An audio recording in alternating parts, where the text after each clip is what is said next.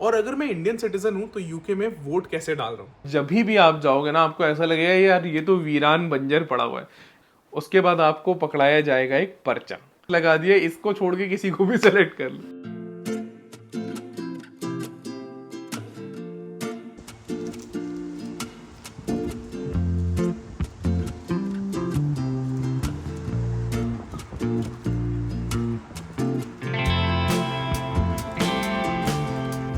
तो अभी तक की वीडियो में आपने मुझे पोलिंग बूथ में अंदर जाते हुए और पोलिंग बूथ से बाहर आते हुए देखा होगा।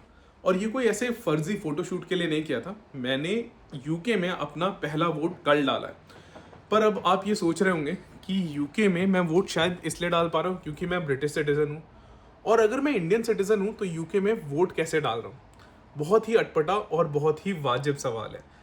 तो आज की जो वीडियो है वो इसी बारे में होने वाली है कि क्या ऐसा पॉसिबल है कि आप इंडियन सिटीजन होते हुए इंडिया में वोट डाल के यूके आए और यूके में भी वोट डालें।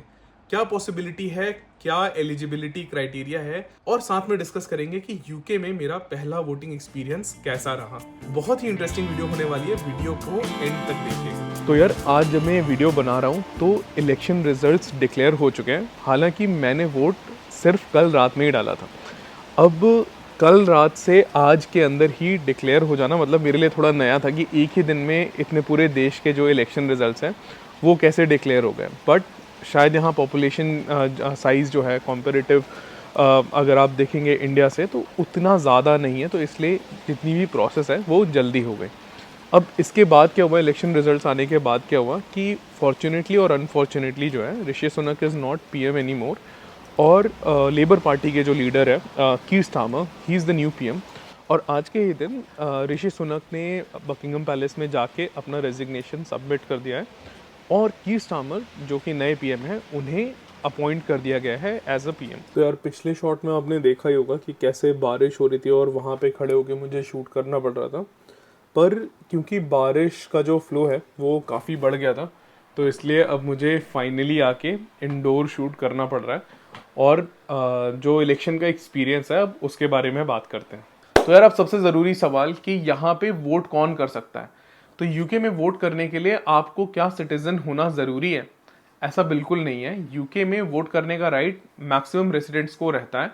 अब कुछ एज केसेस हो तो उनका मुझे पता नहीं, बट अगर आपके पास यूके में 3 साल या 5 साल का वीज़ा है तो भी आप एलिजिबल टू वोट रहते हैं।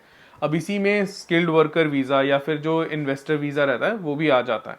अब एज अ वोटर आपके लिए प्रोसेस क्या है? तो सबसे पहली चीज़ आप करते हो कि आप यूके गवर्नमेंट की वेबसाइट पे जाते हो और वहाँ पे आप जाके रजिस्टर करते हो अपने एनआई नंबर के थ्रू। आपका जो बीआरपी कार्ड है उस पर एनआई नंबर रहेगा, वो आप दोगे या फिर बीआरपी कार्ड नंबर दोगे और उसके बाद आप रजिस्टर कर लोगे। जब आप एक बार रजिस्टर हो गए तो आपको फिर within a week to 10 days में आपको आपके घर पे पोल कार्ड जो है वो पोस्ट से आ जाएगा।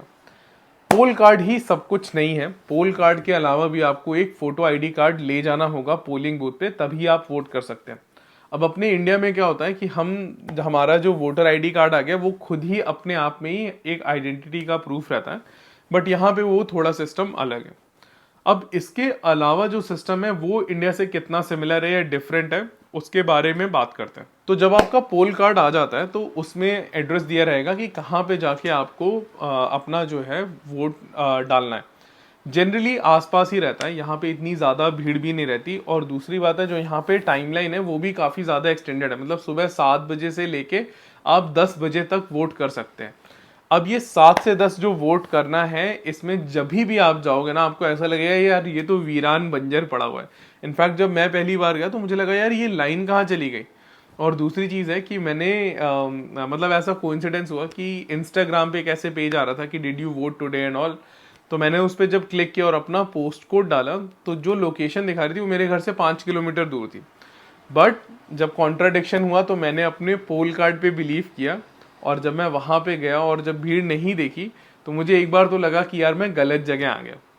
पर फिर अंदर जाने के बाद उसे दिखाने के बाद पता चला कि ये जो है सही पोलिंग बूथ पे हम पहुंचे। अब पोलिंग बूथ पे पहुंचने के बाद क्या है कि आप उन्हें अपना फोटो आईडी कार्ड जब दोगे तो वो आपका रिकॉर्ड चेक करेंगे कि आप करेक्टली रजिस्टर्ड हो कि नहीं हो, आप जो क्लेम कर रहे हो आप वो बंदे हो कि नहीं हो। उसके बाद आपको पकड़ाया जाएगा एक पर्चा। अब ये जो पर्चा है ना, इसके बारे में एड्स में देखता था। मुझे याद है जब मैं मतलब बच्चा था, जब दूरदर्शन पे एड्स आते थे वोटिंग के, कैसे एक पर्चा रहेगा, उसमें अपने प्रतिनिधि के आगे टिक लगाइए और वोट डालिए। तो लगभग वैसा ही पर्चा मिलता है जिसमें कि 7-8 कैंडिडेट्स रहते हैं। और एक जो इसमें थोड़ी सी अलग चीज़ है वो ये है कि आप टिक नहीं लगाते हैं, आप क्रॉस लगाते हैं उसके आगे, जिसको आपको सेलेक्ट करना होता है। तो एक बार तो ऐसी फीलिंग आती है कि क्रॉस लगा दिया, इसको छोड़ के किसी को भी सेलेक्ट कर लो। तो वैसा नहीं है, पर आपको वो पोलिंग पेपर दिया जाएगा और उसके बाद जो है आप जाओगे साइड में, वहाँ पे एक पेंसिल रहेगी, उससे आप निशान लगाओगे और उसके बाद उसे फोल्ड करके सीधे जो बैलेट बॉक्स रहता है उसमें डाल देते हैं। अब इसमें जो सबसे सरप्राइजिंग चीज़ है कि मतलब आप ये समझिए कि कल ही मैंने वोट डाला था और आज ही ब्रिटेन का प्राइम मिनिस्टर डिसाइड होगा। तो मतलब प्रोसेस जो है बहुत ज़्यादा फास्ट है।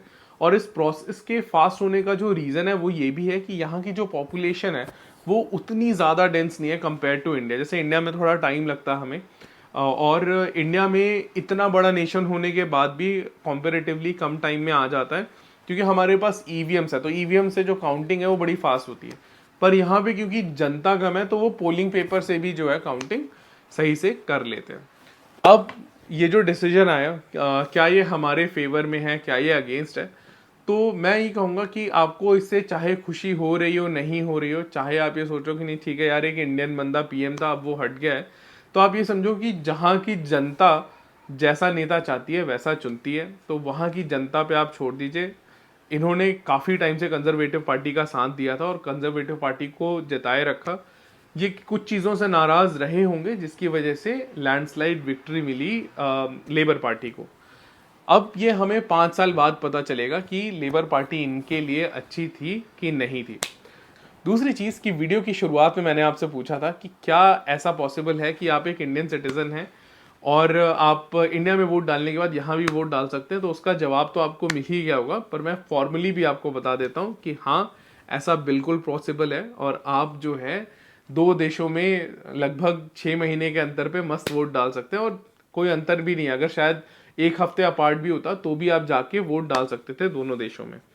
दूसरी चीज़ है कि आप ये सोच रहे होंगे कि चैनल का नाम है इंडियन बुलेट इन लंदन और पिछली 2 वीडियो से बुलेट के बारे में कोई बात ही नहीं हो रही। तो उसका रीज़न ये है कि अब जब हम आपसे बुलेट के बारे में बात करना चाहते हैं तो हम आपके साथ एक बहुत ही मस्त, बहुत ही अमेजिंग न्यूज़ शेयर करना चाहते हैं। और उसके बिना मुझे लगता है कि बुलेट के बारे में ज़्यादा बात करना जो है वो इस चैनल की लॉयल ऑडियंस से नाइंसाफ़ी होगी। तो हम उस नाइंसाफ़ी को ना करते हुए थोड़ी देर के लिए बुलेट को हटाते हैं। आप जुड़े रहिए हमारे चैनल से and I will see you in the next one.